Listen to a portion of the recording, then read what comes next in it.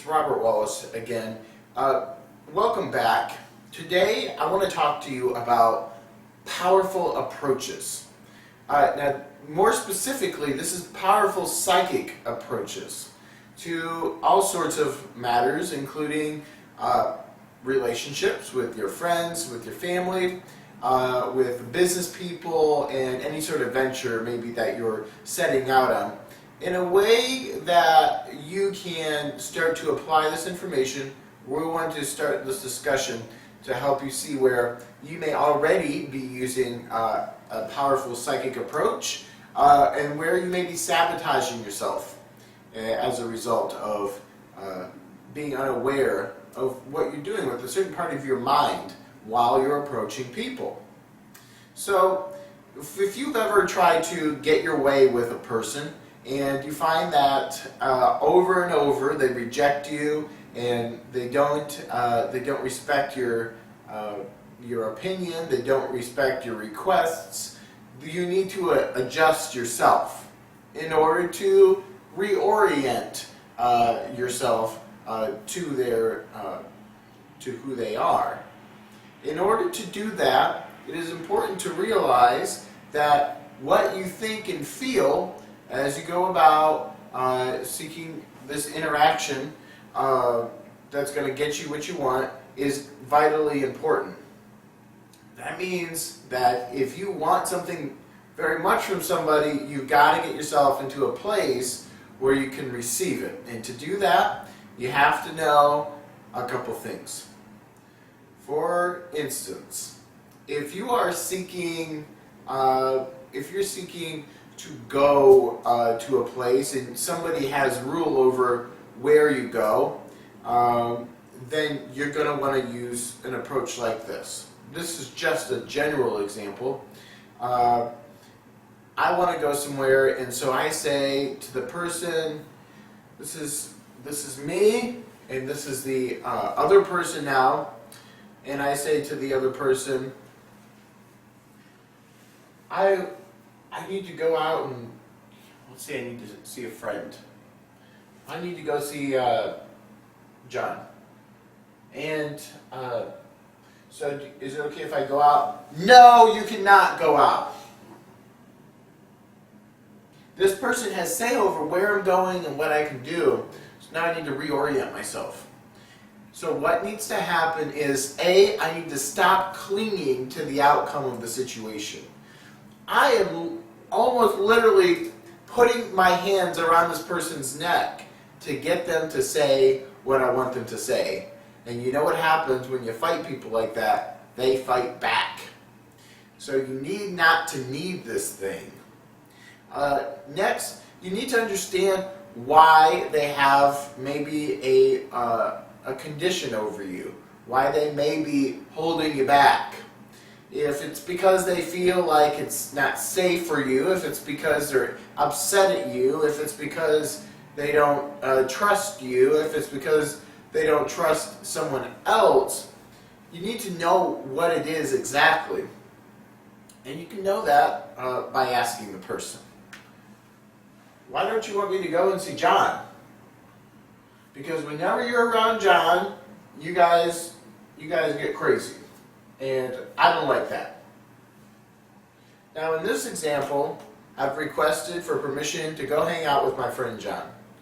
John, according to my keeper, now your keeper in this case may be a spouse, they may be a parent, they may be a boss, if it's a leaving early situation perhaps. You need to orient yourself most optimally to receive the answer that you desire. And to do that, you need to be, you need to qualify yourself. Again, to do that, you need not to have your hands on their throats, which is just another way of saying don't need it too much. Don't go to them with the expectation that they must do this thing, give you the permission in this instance, or they must tell you what you want to hear, or you're going to become upset. When you approach somebody with that kind of emotion, you're already failing, and you're already going to continue to fail, and you're not helping your case, you're better off not saying anything in that frame of mind. Some people only think about how I'm going to get what I want. And they've got this idea that if I'm determined, if I'm straightforward and angry enough, or if I am pushy enough, even in just the subtle ways in my voice, maybe I'll get what I want. Some people use a pushiness in their voice, and it's really that pushiness that, and the subtle vibrations, the way that you articulate your words, where the pushiness is embedded, and that cuts you off.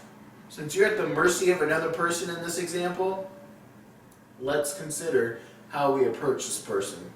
So we know that we're not going to strangle them, we're not going to demand that it's a certain way, and we're going to orient ourselves by knowing what their ordeal is. In this instance, the situation is I'm not being trusted for whatever reason. Maybe John is a crazy party guy, maybe John is always in trouble, whatever the case is, but I still want to hang out with John, and I need to get my way in this.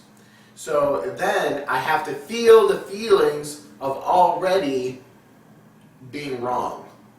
If you can not only accept the fact that the thing might not happen for you, but the idea that you might be actually completely wrong, and you accept the possibility, and not even just the possibility, but you accept the reality that you're not allowed to go out, then you are positioning yourself to have the top lifted on your situation. You're creating a pressure by artificially creating a need which is wrapped inside of a struggle. And by coming to them knowing that you're bound by the rules, which means, look, this is what I'm saying to myself in this situation. Well, you can't go out because John's trouble. I understand. That's key, understanding. I understand why Jared feels this way. My boss, Jared. I need to go hang out with John. Or maybe it's my wife, Sandy, or whatever the case is. I don't have a wife named Sandy. So I'm understanding. I understand that this is not likely to happen because, this person's trouble. Sandy doesn't like John. Sandy thinks that it's going to be a bad idea, and that's okay. Because maybe Sandy's right. In fact, I understand Sandy's right. And you make the other person right in your head.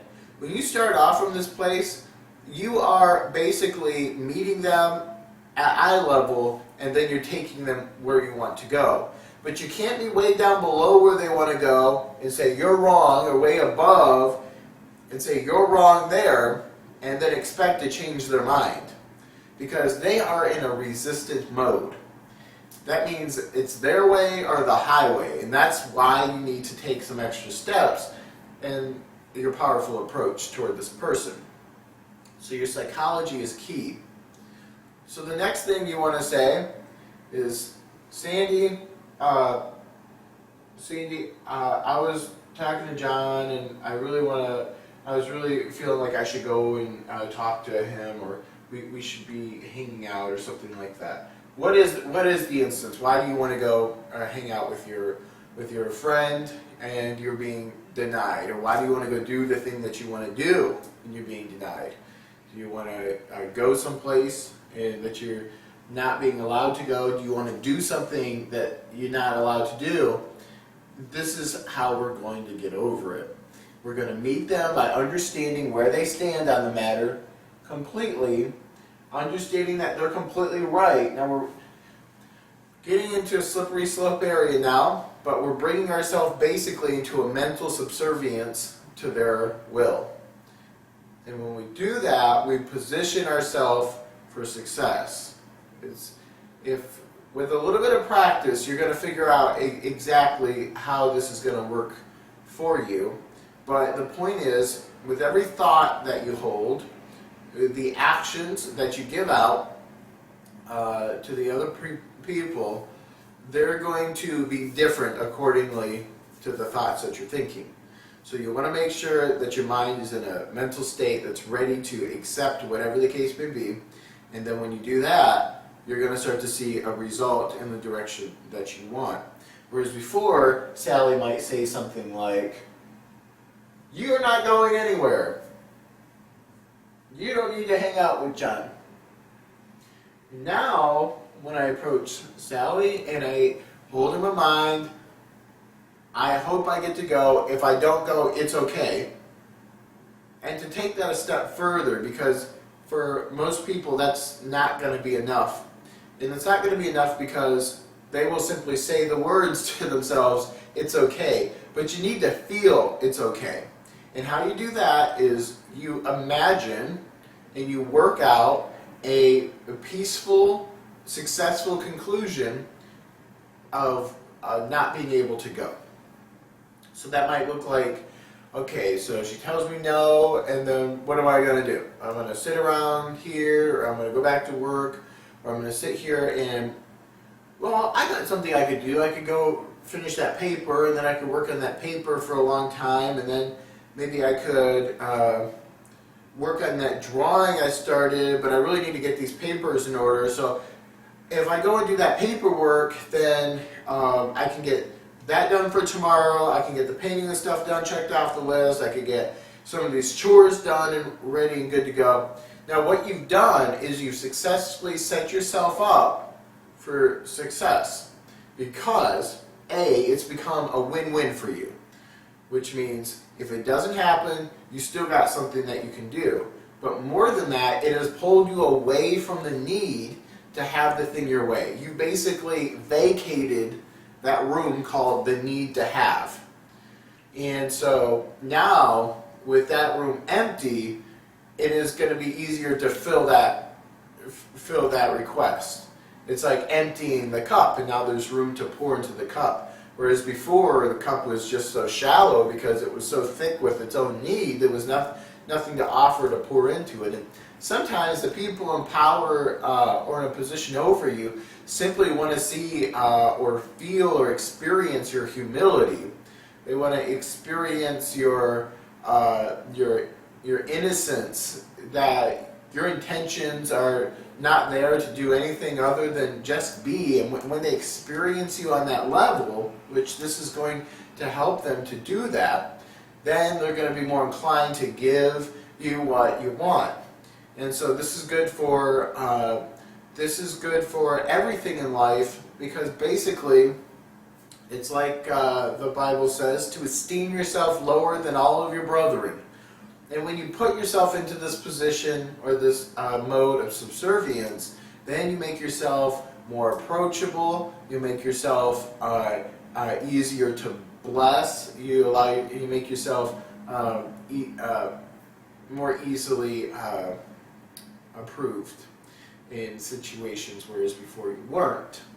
And it's ironic, but it's not getting mad and needing it more that gets you your way, but instead it's needing it less and being okay with it not happening, and still, coming blank-faced, really, offering nothing but the request with no expectation, Now, at the same time, while we discuss not needing it too much, even to the point of finding other things to do, which is really what clears you out. This is what makes you genuine. Because when it doesn't happen, you would be able to genuinely go and do these activities and be satisfied. You've concocted a list of things to do that will still bring you that degree of satisfaction. But at the same time, you're still going neutral. You're not going to ask the question saying, you're probably going to say no, but can I go see John?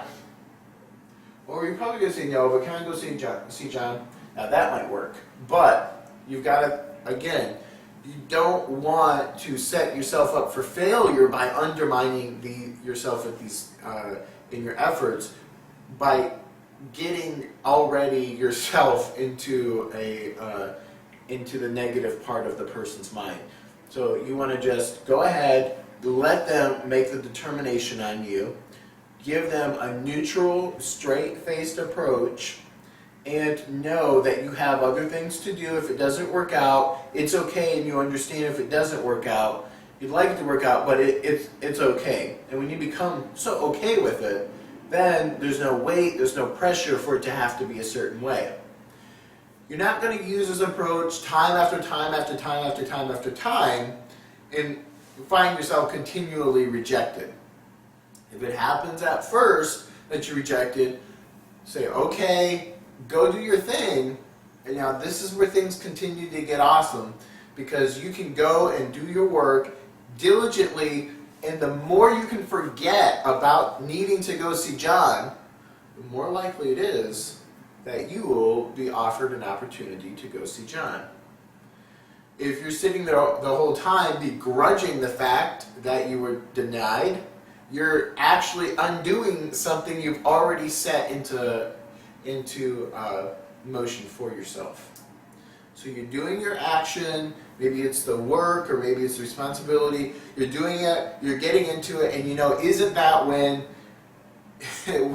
you get what you want the most? When you don't need it, when you're busy already, when you're actually content with what you're doing, and sometimes that leads to frustration for people. It's like, all this time, it's like I didn't need it, I needed it, and now that I'm okay doing this, now it's here, now I have to choose between something I'm already into or something that I now want to do genuinely, or doing this.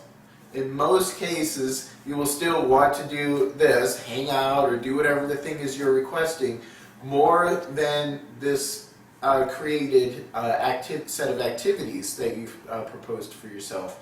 And you're still able to say, Sally says, look, if you want to go see John for a while or whatever, that's fine. All of a sudden now, I'm now in a different position to make this decision. I can either say, well, it's okay, I'm going to do this anyway. I'm having a good time. Now this other person, Sally, is beginning to feel actually kind of guilty. I mean, these psychic interactions are really hard to, because there's not a lot of information walking you through this pathway of psychology. You're going to have to watch this in your own experience to understand how true it is for you, and for everybody else in your life. But what's most important is that you only acknowledge what's happening according to your truest emotion at the time. Because you can think one thing and you can say something else. And you can say it can sound sincere, you can say it convincingly, but if it doesn't seem to do the trick, it might be because you've got some other ulterior motive buried in there. You need to be very straightforward with yourself. You need to accept certain things. You need to be willing to accept certain things, and you need to move forward in that direction if it comes to that point. So you're sincerely being the kind of person that you need to be in order to get this result. You're, like we said, you're reorienting yourself. So let's continue. Sally says, I'm plugging away at the computer here, and Sally says, you can go see John. Now I can say, oh, okay, well, all right, thank you. All right, cool, this is great. All right, good. Now here's what you don't want to do. In that moment, you can still psychically plunder yourself. How do you psychically plunder yourself? It's now putting all of that thought power that's in all these other activities, and now putting it into what are we going to do? What is me and John going to do when we hang out? Me and John having fun, watching the game, whatever the situation is, and all of that huge shift instantly creates in Sally a pit in her stomach, and now you're going to get a follow-up. Now it's like, you go see John. You go see John, you have the shift where you're like, oh great, you think of all the great stuff you're going to do with John. Big no-no, don't do that. But this is what happens then. And then she goes, oh, now she doesn't feel good about it, because all of a sudden she feels mentally abandoned. She can feel you withdrawing from your need, from your willingness to be present with her. and all of your willingness to be present is now completely over in another place. You're no longer present, even in those last few moments. And so what do you get? Something like, y'all just have a good time. Y'all want to party all the time. You don't take life seriously. This isn't playtime. You've got responsibilities. But if you just want to waste away your life, fine. I'm going to sit here by myself. Now look, this is the sort of thing that can happen if you don't go into this, not only go into it gracefully, be in the midst of it gracefully, and end it gracefully. This is an interaction, and it's a psychic interaction. It's very little, very small percentage of this interaction is what you're saying.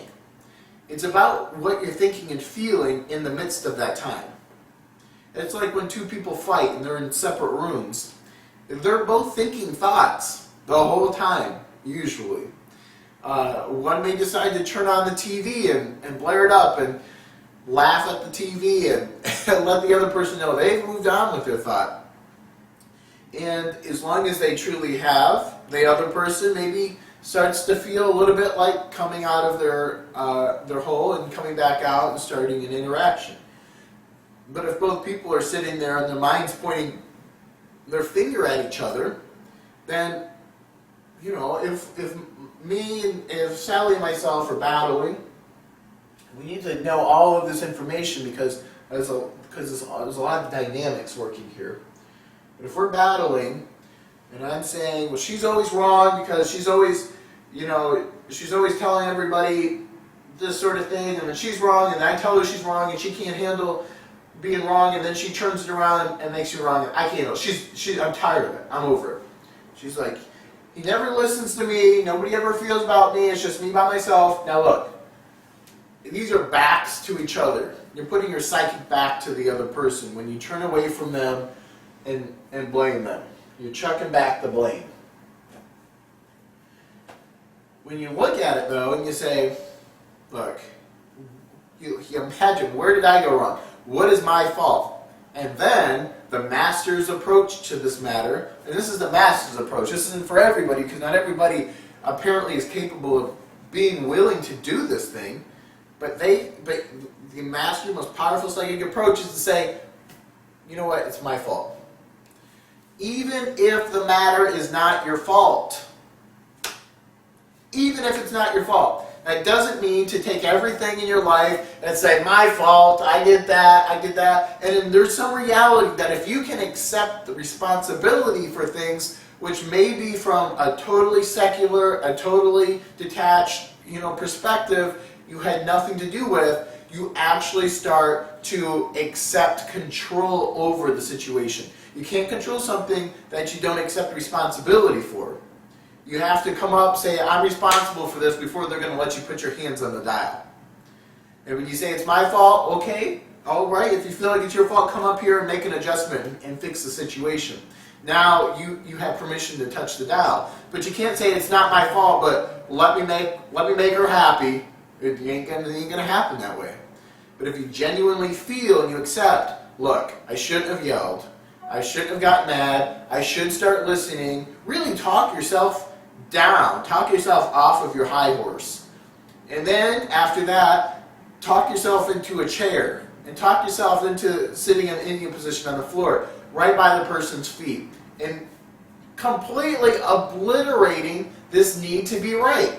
And the more you undermine and undercut, the more powerful you become, because now you've made yourself basically subservient to the other person, and the other person now becomes willing, and then even more than willing to listen to you. They become more than willing to apologize to you.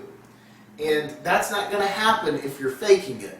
It's not going to happen if if you're being disingenuous. If you're saying that you're sorry, to them and you don't feel it. But more than that, you can, before you reapproach this person, bring yourself down and down and down and down. And that's not you bringing your self-esteem down. That's not throwing yourself under a bus necessarily. I mean, it's somewhat, it's in line with that. But it's making yourself lower than your fellow man. It's making them better than you. It's making them right. And it's allowing yourself to be made wrong. And when you do that, the ego just pops out. Because the ego is living in just that need to be right, and just that need to see justice for the self. So this is a powerful way to reconcile irreconcilable differences. This is something that most people are never willing to do because that undermines, they feel, their credibility. It undermines their positioning with that person.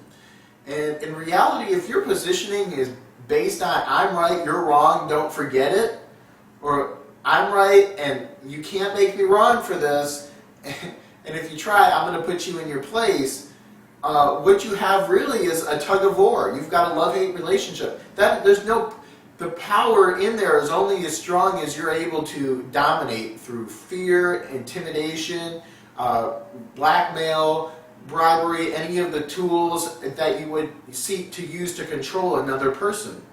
But by becoming less and less and less of an ego, less of a need to be right, and really just making yourself vulnerable, just stripping down and letting things happen to you, and just knowing that you're safe being in that mode, you are given so much power by the universe. It's like, you step back, you plus God equals a majority.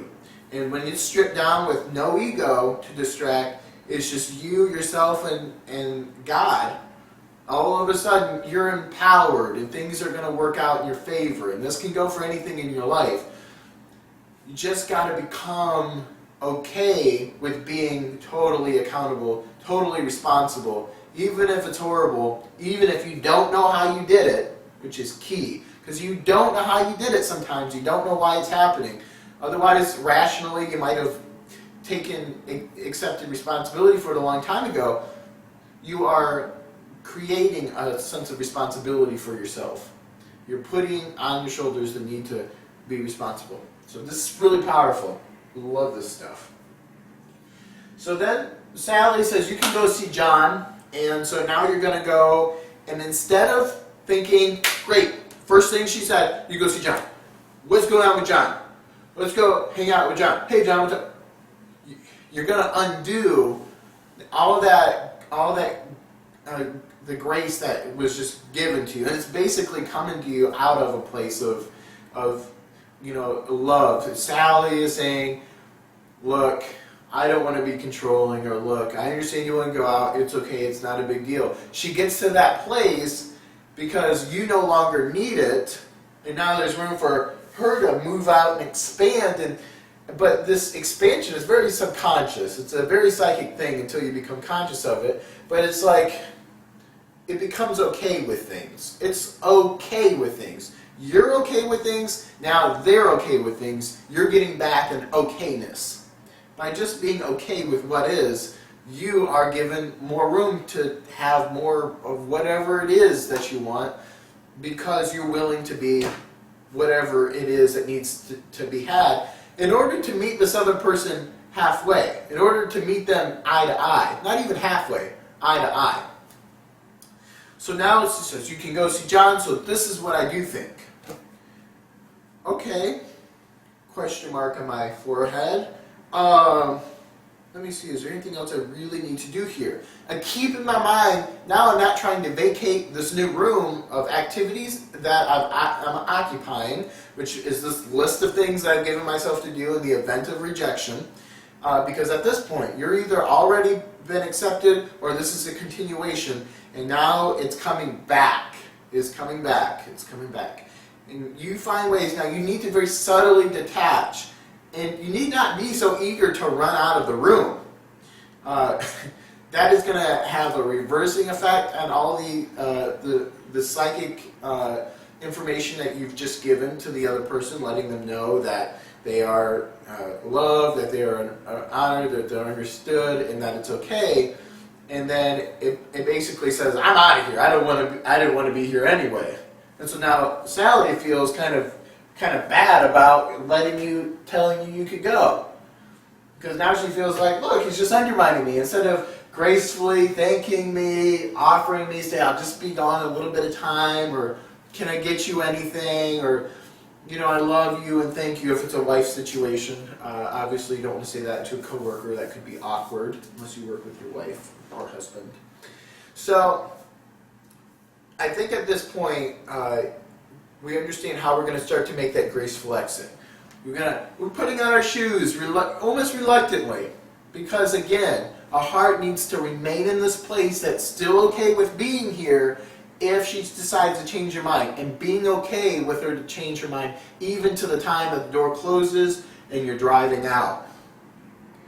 And by that point, and that you've already left on your venture, it's pretty well accepted by both parties that she's going to go do her thing. She already has accepted what she's going to go and do now, because she's had that graceful detachment from you, and so she's distracted with this, and you can go get distracted with John.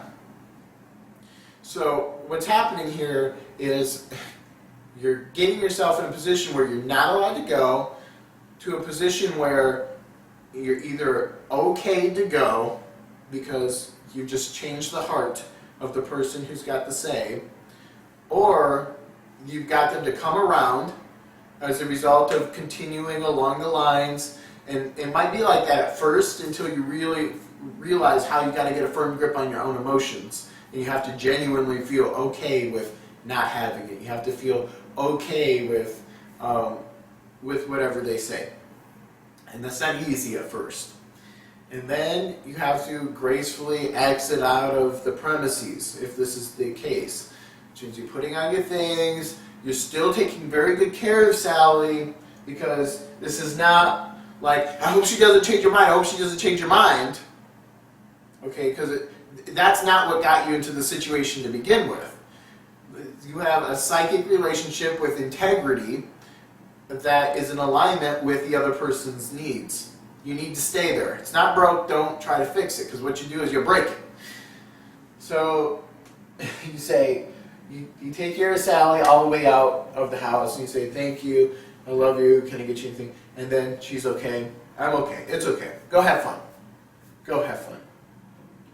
So this is just one interaction where your mind is the most powerful element, the most powerful determining factor on your own life. And so much of your life of being denied things that you want is specifically a result of having a forceful disposition. Sometimes when we ask people to, we approach a person on a matter, asking them to do a favor for us, we come to them maybe with an expectancy, with like, I'm not really asking you, I'm telling you.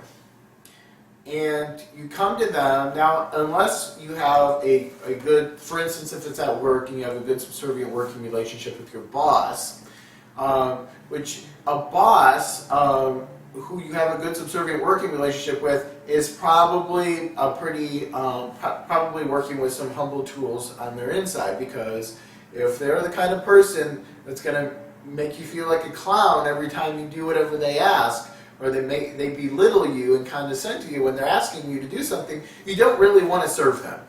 And this boils up into rage, into fighting, into backlashes, into resentment, into all sorts of other things. So if things are working good, then the person that you're working with probably is pretty level-headed as far as what they expect out of you, and they realize they always realize what they're asking of you. And so they don't take it lightly that they're asking you to do something, and they don't take that as an ego trip or a power trip either. Sometimes somebody will ask you something, and it almost feels like the request is coming out from the rotten darkness of their soul. They're asking me to do something, and like, can you, we go move that computer, and you're thinking to yourself, and the feelings maybe you're picking up is this person is actually going above and beyond in their communicating to me, and not in a good way. Whereas they could ask me kindly, or they could just ask me and I would do it. That's what I'm here for, maybe. Maybe it goes above and beyond to the point of they feel the need to predominate you. Now, predominating a person is kills a lot of people's ambitions. They don't even realize that predomination is really just it's a defense mechanism that says I need to get one up on them by using a little bit of intimidation the first time I ask them to do a thing to ensure that it gets done my way and now. And when you get like that, that is coming from a fearful place that says it's not going to get done the way I want, it's not going to get done now, they're not going to respect me, they're not going to listen to me, I need to just tell them what to do. So that's coming from a fearful place. That fear brings on a rude domination, and then the people who are working under that kind of person feel it, and they resent it, and they say, and then they start to resent the person. They might go and do it, but they're like, that person's a jerk. You know, my boss is a big jerk. And in reality, the boss could ask the same guy to do the same, all these different things in just a different way. But because he's thinking out of a place of, how do I control the person to do my will? He's actually created enemies. He's actually become less effective. Some of the best bosses are the people who don't ask you to do anything they're not willing to do themselves. In my experience of working over people and management, it's ideal to start with, what am I asking this person to do, and how would I do it? How do I see myself do it? I do it in my head. That way, when I approach them, I do it in the full knowingness that I'm more than willing to go and do it right now, and I can do it quickly. So, by thinking it out, putting yourself through the paces, you're prepping yourself. You're priming the pump for them also to feel that this is an okay, doable thing, because we shouldn't ask others to do something that we're not willing to do ourselves. If that means I made a mess, I need to go ask an employee to clean up that mess, I wouldn't go say, there's a mess in aisle 5, can you go pick that up? That absent-minded, sort of a blasé, pseudo sort of bossiness sort of attitude is kind of contemptuous, because it's like, you're asking me to do something that you're not even willing to do yourself. It's like, go do that. You just make it sound like it's something that you can do, and you just want me to do dirty work. On the other hand, if I'm thinking to myself, okay, there's that mop. Now, for some people, it's reducing themselves. They feel like they've reduced themselves to the level of less than human to do janitorial work even. And that level of pride and all of that is so destructive. If you can't do something like that, you might have a harder time working out your issues with your wife and getting what you want. You should be more than willing to do what the lowliest person anywhere does. If you can't do that, then you can't really expect to ask people to do things and then expect them to comply. Now, if they do, it's because they've got other extenuating motivations like pay. They're at a job, whatever the case may be. But money can only take people so long. People will only put up with bad treatment for so long for money. After a while, they'll either find something better, the universe will take their humility into account and present them with something better for suffering under your hand, or something might happen to you. You might, as a bad boss, you might be transferred. You might be put into a totally awkward position. You might be let go. So there is a battle of justice going on, and it's a battle of psychic justice. The way you think and feel about yourself and your coworkers, and the way they think about you is going to balance out into something in the end. But basically, if I were to go and ask, hey, could you clean up that mess on aisle 5? There's like a puddle there, and could you just like mop it up or whatever real quick? Now what you've done is you've taken the time, and they can really feel the articulation of your state of mind, which says that I have already mopped it up in my head. I already know where the bucket is. I will go get the bucket. I'll fill up with some water maybe. I will get the mop. I'll mop it. I'll drop a sign down. Maybe put a dry mop on it, dry it up, put it away, call it done. It's really not that hard. So, but when you come to them and just ask them from this place of willingness to do it your own self, then they say, okay, yeah, I'll go do that right now. Thank you. Thanks.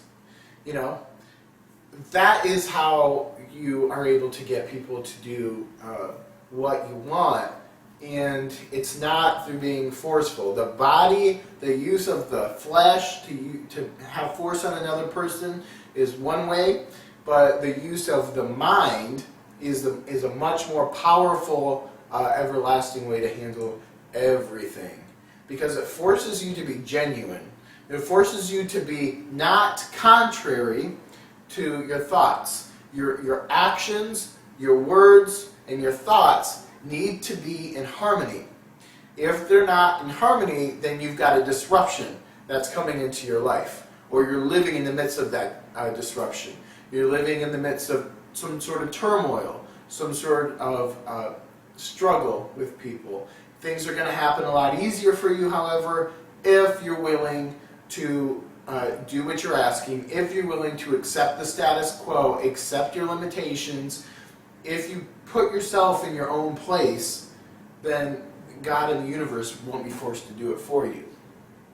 There is a service, an attitude of service that needs to be cultivated, and it is a willingness to be sometimes the doormat. It is the willingness to be sometimes the last guy out.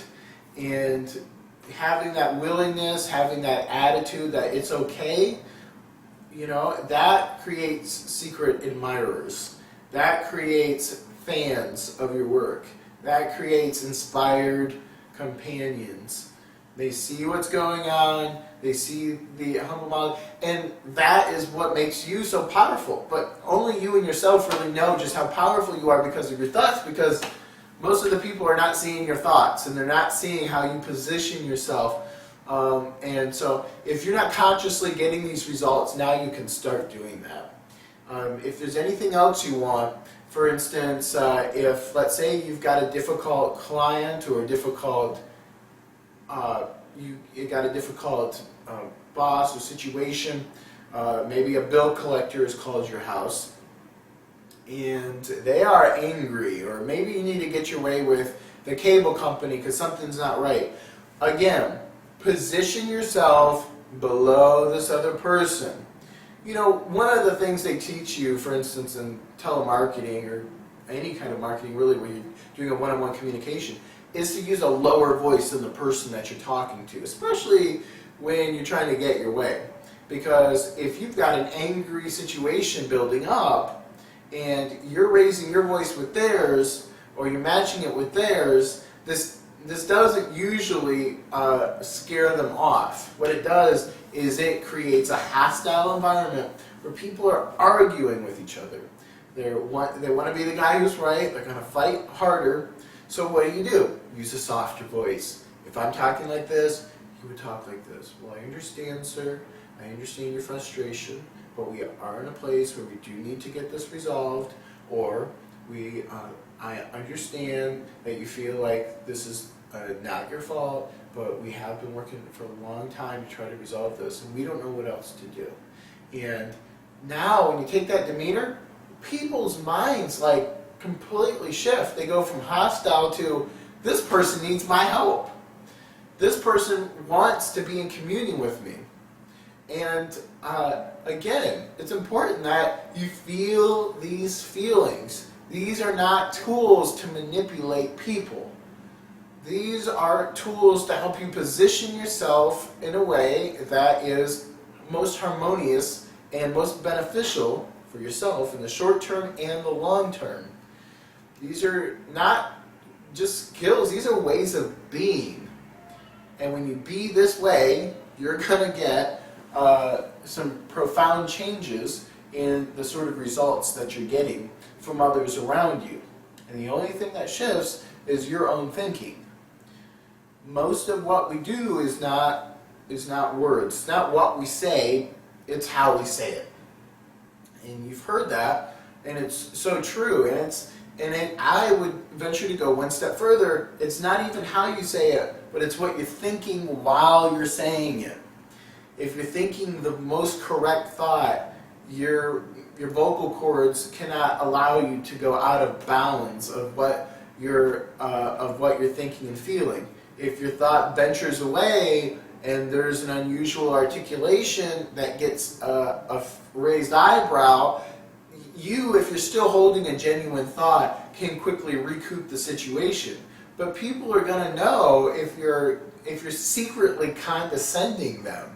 It comes across, even if it's not in an articulation or some inflection in your voice that they can put their finger on. It's actually a psychic thing that they're going to know, and you're not going to be able to cause them to unknow. You're not going to be able to convince them otherwise. It's kind of like when you get a bad feeling about a person. Somebody makes you feel irky. You don't trust them. You feel like, or even on a slightly more tangible scale, when you look and somebody's staring at you. You're in your car and you look, because there's a call, there's a nudge. I need to look over here, and somebody's looking at you. You can feel when somebody's staring at the back of your neck. You can tell when somebody's staring at you. You've had those experiences, right?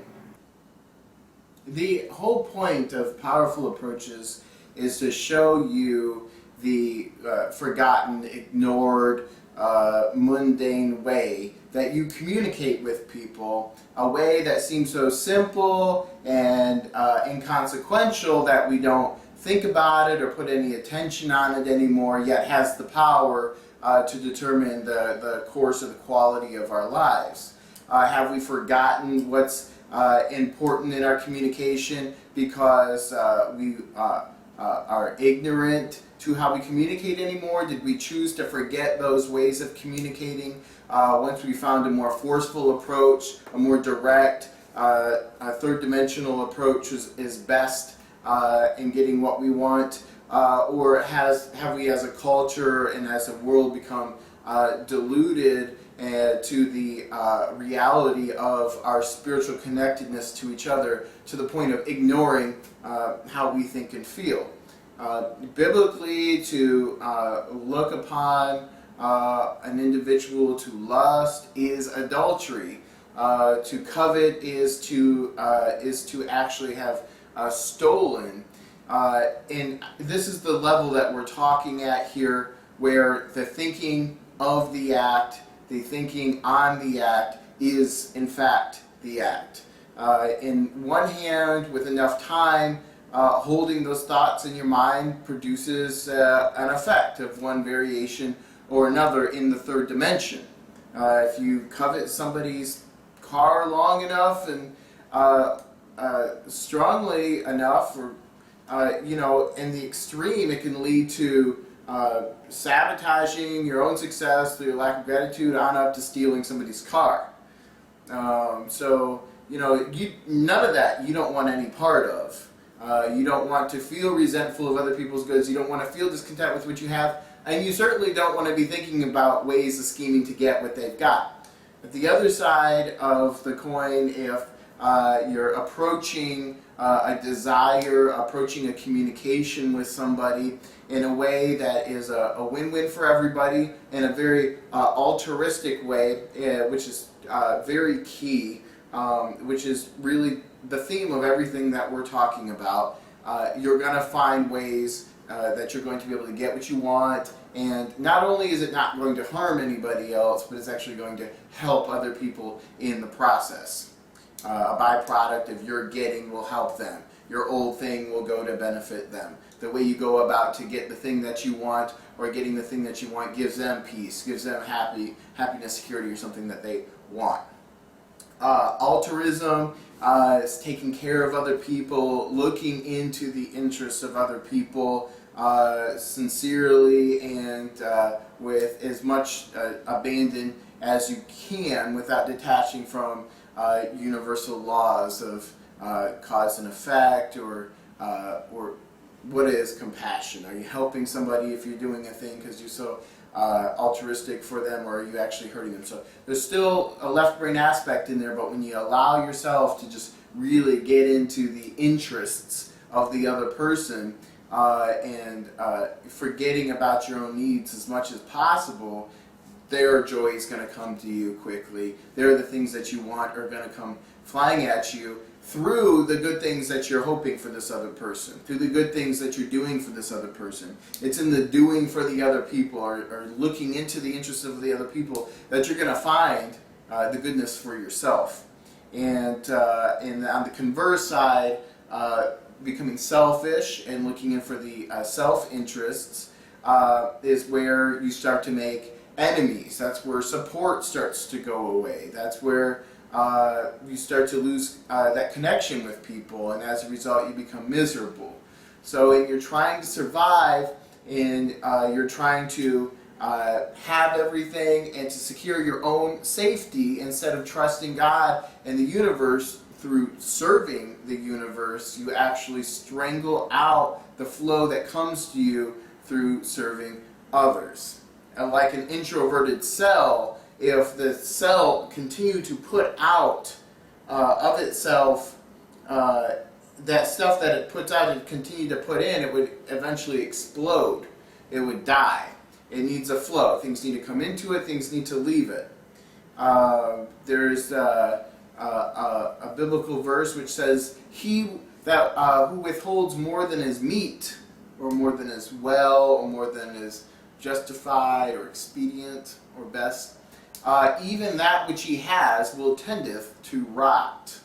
And what that means is, if you are withholding the love and the care and the consideration for your brother man, or for the interests of others, even the good that you have will go to nothing.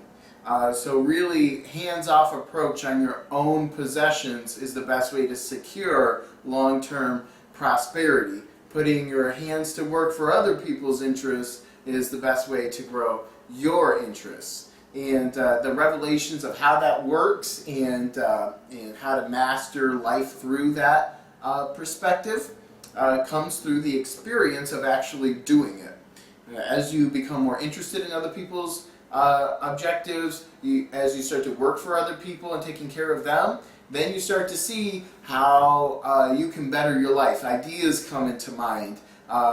Phone calls come in and options come in. These people that you're actually serving sometimes are actually the catalysts that come right back and say, "Hey, thanks for doing that. Can I do this for you?" And maybe that's the game changer for you.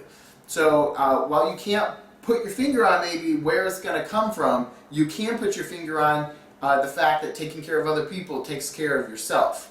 And your ability to discuss that, which I'm going to, and I am right now, explodes, because you have the experience to come back and relate to other people.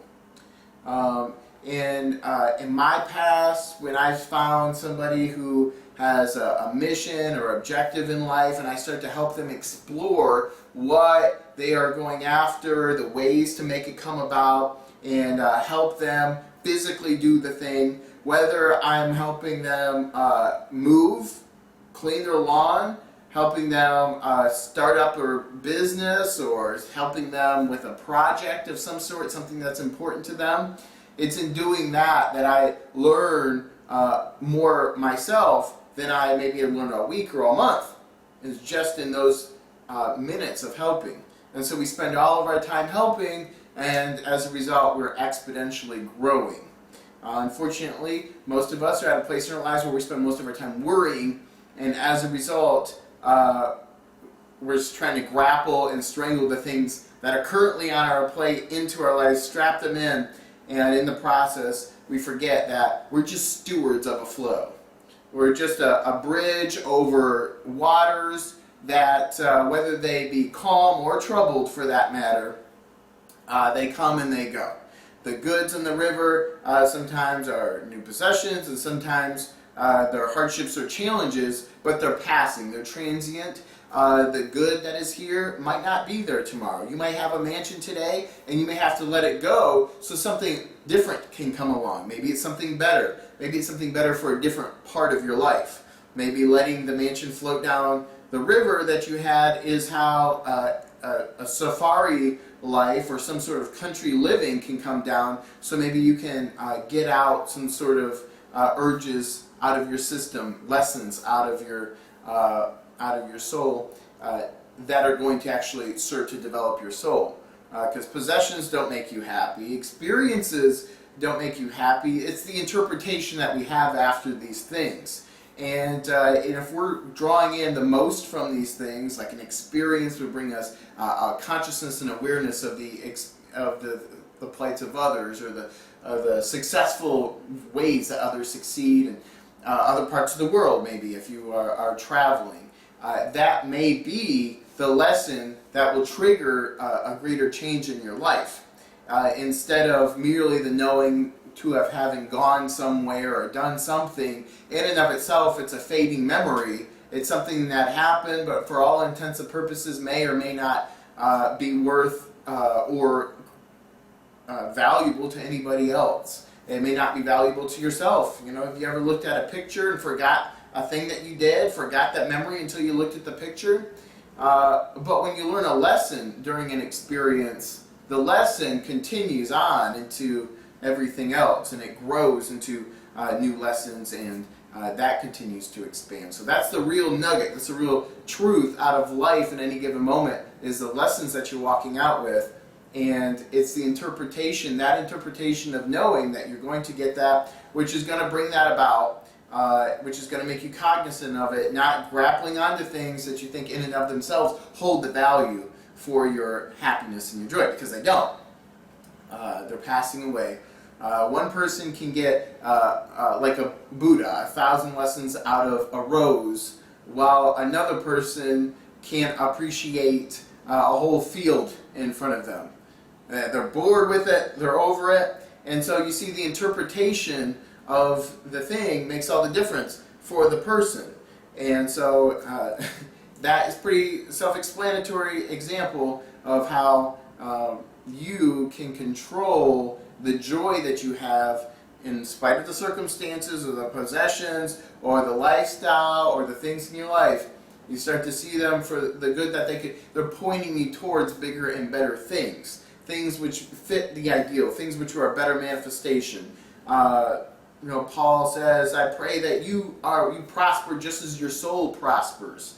This is, and to me, this is saying, you don't want to have a body which is prospering out of proportion to how you feel on the inside, because there's no joy in having an outward prosperous life if inwardly you're sad. And on the converse, if you're very happy on the inside and you're surrounded by sadness, that isn't a fair or equal distribution of manifestation in your experience either. So the joy that you concentrate on, the lessons and the love, as you learn them and you implement them, they naturally will bring about options which will fit and elevate you, graduate you to a place where you're taking the bigger, the newer lessons, and bigger and better lessons, for instance, it wouldn't be the right way to say it, so much as the most recent or up-to-date for you lessons, because those words are relative, but for you, wherever you're at, the lessons that you'll learn 1,000 years from now are not going to be as much use to you now as they will be to you then, when you've built up to the readiness, to the capacity to comprehend and to hold and to manifest the light of that message. And so right now you're capable of so much, and there's certain information that's perfect for you where you're at right now, which later on will be outdated, and in the past would have been over your head or over your ability to appreciate. That's why we take the information that we have, when we have it, we apply it, and then we can grow into something that can take in better information. That's one lesson that I'm always learning on, because I'm always reaching for the most far-sighted in whatever industry, whatever mode of education I'm in. I want to know the deepest, the biggest, best, the hardest, the things, as though knowing those things are the key to mastery, when in reality it's all the stuff between here where we're at and there where we want to be. That is the content. That is the stable, dense foundation of mastery. That's the experience, the journey that takes you there. And while you're on the journey, you're no less than somebody who has accomplished the end goal in the sight of the universe. Because in terms of infinity, your trajectory, it already tells where you're going to be 1,000 years from now, in spite of where you've been. So change your trajectory. Get on the path towards where you want to be. Start working slowly, steadily, one step at a time.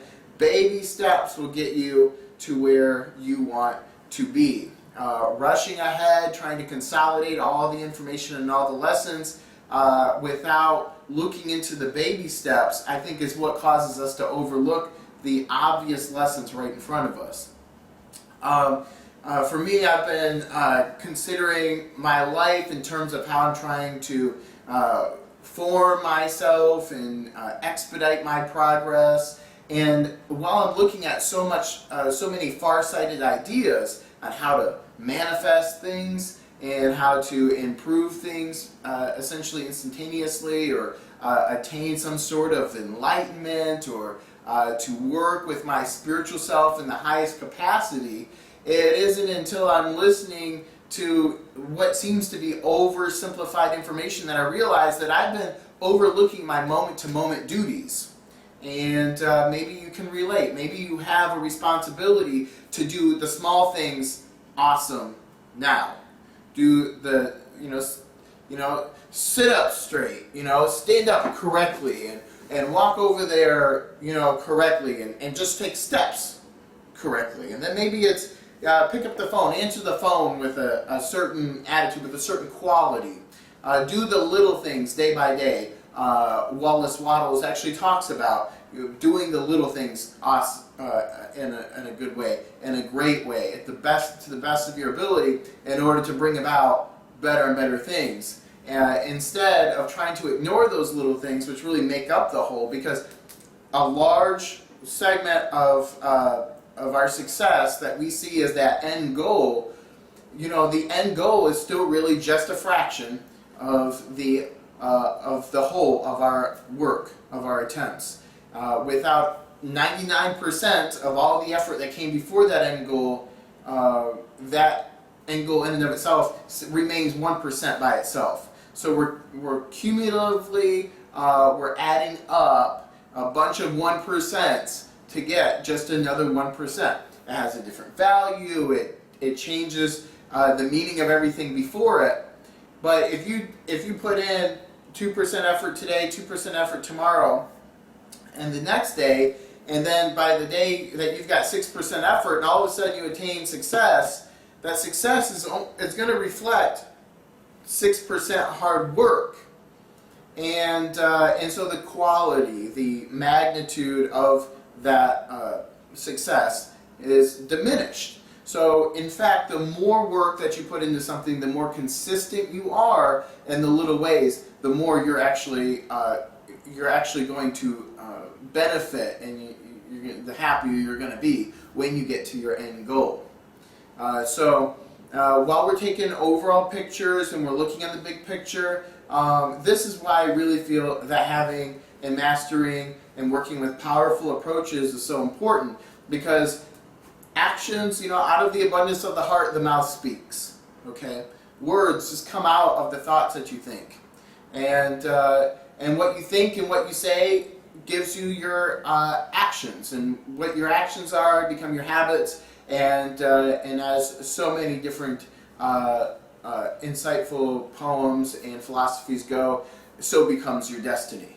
So it really starts at the level of thought, quality thought, and the littlest thoughts, where you're walking by somebody and you have a diminishing thought about them. Correct that thought. That does make a difference. Because what happens is you do that and you keep correcting your thoughts, it becomes a habit. Hands off, you're working on other things. But you can't get very far with having a habit, which is what is naturally feeding you, which is naturally prompting you, is your habit. You can't get very far if you have a habit of diminishing people in small ways. Because when you find big people, when you find successful people, when you find people who are well developed, they're going to see that in you, and you're going to realize that you overlook something which is fundamental to your progress and fundamental to being a quality human being.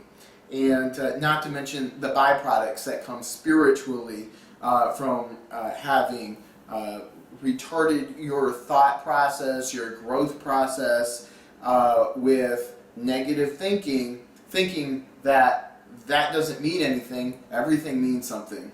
I used to ponder on this whole, how does something not matter if, and matter itself,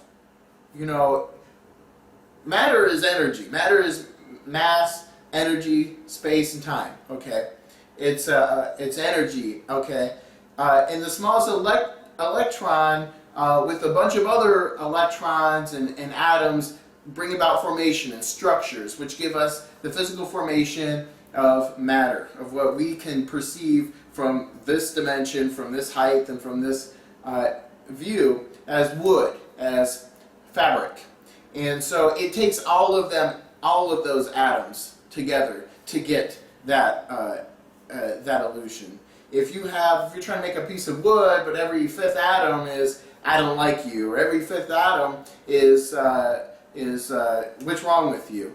What are you going to have? You're going to have wood that maybe has worms in it. You're going to have wood which breaks down or is dying. Okay, so the structure needs to have life flowing through it in every part.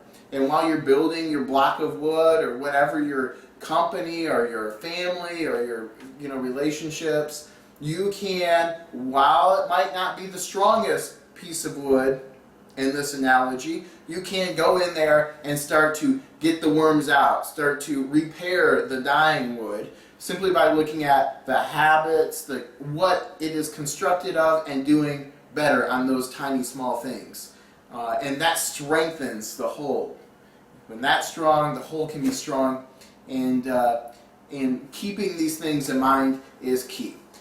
Because you've most definitely probably heard everything that anybody's ever told you more than once. Sometimes it's said differently in a certain way, and other times it feels like the first time you've heard it. But the thing is, if you don't keep that sort of information in front of you through reading books on these subjects, through teaching and sharing with others what you know, then what's going to happen is you're going to forget about these things until you're 50, 60, 70, 80 years old, and you're looking back and you're like, what could have been better? I wish I would have. If I could go back knowing what I knew now. That's why there's no way you can move forward without being committed to giving 100% in every moment. That 100% that you bring yourself present to is what is going to create the edifice that you'll look back on. Others will wonder what happened. They had the same 24 hours in the day. They had the same, 100,000 thoughts in a day. They had the same city they lived in maybe with you. The same, whatever. And yet something is different. Something is better. There's a quality. There's a hidden mystical element they call luck. But you call integrity of spirit, integrity of thought. And so if you're operating on that level, you're not going to have anything to look back and regret. You're not going to look back and wish you'd done things differently. Even if you made mistakes, having that sound foundation is going to fix you up right away. But when you're degrading yourself through fear, worry, or judgment, you're actually sabotaging your own progress. When things do go wrong, they stay wrong. When you fall down, you stay down. Okay? It's not as easy to get back up when you're in a negative mental attitude as it is when you're in a positive mental attitude and you fall down, you get back up. Things mess up. You work out a solution and it's going again. And that all starts down to the level of thought. Can I? Am I good enough? Is this the right thing? Those little choices, those little decisions, that's going to make you that's going to give you the integrity, that's going to give you the life that you want, that's going to give you the end result that you're looking for. So there's no way around that except to do it and keep your mind constantly fixed on these things until you develop the habits and you can build more and more stuff on them. And that's going to ensure your long-term success instead of being a flash in the pan as most people can't help but be, simply because that foundation isn't there. So good luck applying that in your daily life, finding ways to apply that, extrapolating that, understanding out into your own life.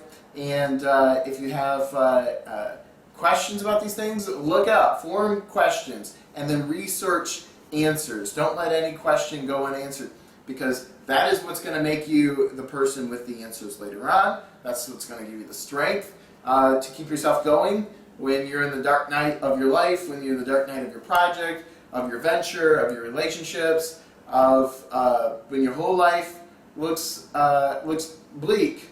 Which, if you're doing this stuff, you shouldn't have those days. I mean, I don't experience life looking bleak, though I have experienced hardships. I've experienced things that didn't go through. I've experienced so-called failures. But none of those feel like failures. They rarely feel like hardships. They don't last, and I don't last in depression, because I'm so immediately pulled out of it because of the infrastructure that I've built for myself through refining the small, meaningless, insignificant things, which are actually the composition of myself as a whole. And that's something you'll realize, that as you build yourself up during the sunny days, when the rainy days come, when the wolf comes to try to blow down your house and it's made of bricks, you're going to feel invincible. You're not going to feel sad when things go wrong, and people are going to ask you if you even care. If you realize the magnitude of the sorrow surrounding you. And that's when you're going to see the freedom that you've gained from being an effect of circumstances, reacting to circumstances, to being the cause over the circumstances, and being able to respond with thought. Reacting and responding are different. And so you want to be able to respond consciously, but that's not going to happen if you let your thoughts and everything roam around recklessly.